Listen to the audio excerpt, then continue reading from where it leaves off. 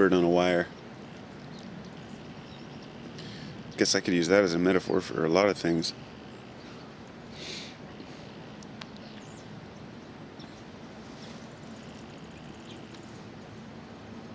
Hiding in plain sight.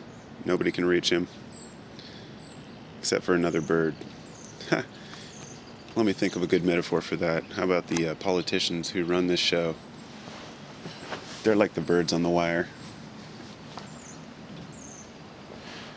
Not just the politicians, of course, but the corporate monsters, the white-collar criminals, the bankers. They're the bird on the wire. They're all the birds on the wire. The rest of us are just cats on the ground looking up, saying, what the hell do we do? How do we get them? I guess the difference is that the cats are looking to get the bird to eat them. We're looking to get the bird to ground level, if you would. We're looking to clip their wings. That's the best way I could see it.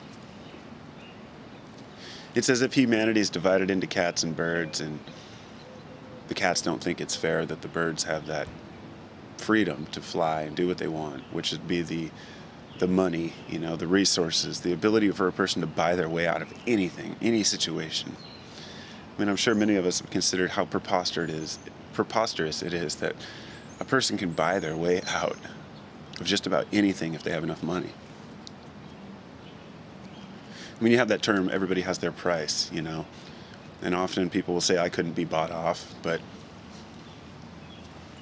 let's say somebody came up to you and said, hey man, will you break your values for $1,000?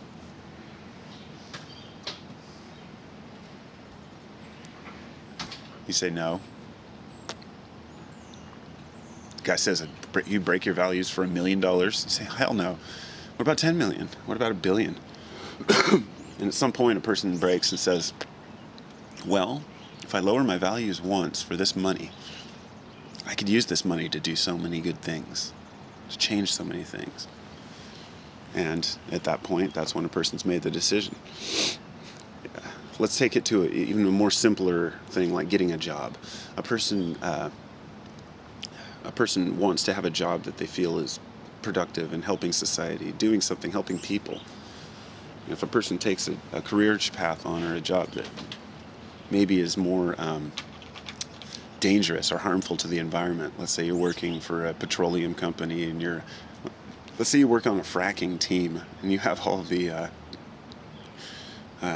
local people against you, among others, and you ask yourself, is what I'm doing okay? And we justify it through saying, well, I need to make a living, I have to live, and people are going to do this, and if I don't do it, someone else is going to do it. And I think that right there, I think I hit upon something that's one of the main excuses people use, which is, well, if I don't do it, somebody else is just going to do it. And I don't think that's a legitimate, that's a cop-out to me. But it's not a matter of clipping the wings on those who are flying. It's a matter of bringing them down to ground level to associate and mingle with the cats. Oh, hey, kitty. Meow. Speaking of, this is Callie. She's a sweetheart. Hey, baby. We've let people abuse our finances, we've let people abuse our world for far too long, and we get to the point where there's no recourse, there's no way for us to really cope with it. There's nothing we can say or do to change the fact that once the ball gets rolling, it's like once the ball's rolling, it just keeps going, and it seems like this has happened through history in all the different cultures, the Roman Empire, when they went off their gold standard and started shaving their coins, and then they got to the age of decadence where the poor were poorer and the rich were richer, and we are in the age of decadence right now. And if you go back and study history and look at the ages, you can see that every culture, every great society, the Roman Empire, people don't talk too much about the Ottoman Empire, which is one of the longest reigning empires, and I didn't know these things when I was in my 20s. It wasn't until the last like 5 years or so that I really started studying these ancient cultures and how they collapsed. And a good example, a great book to read for everyone would be Collapse by Jared Diamond, or Guns, Germs, and Steel, which is also made into a show. It was a TV show made about it, but the collapse it's called Collapse, How Societies Choose to Fail or Succeed, and it's about the choices that we make. And it shows the general processes of how, a culture can be taken over and destroyed by its own short-sightedness. There are many stories in there about some of the most ancient cultures that have been in remain, some of the island cultures that have been not invaded by man and until more recent times. And some of those islands out there, they lived for 1,000 years, 2,000 years, 3,000 years without any contact from the mainland, and they were able to successfully work with what they had in their environment.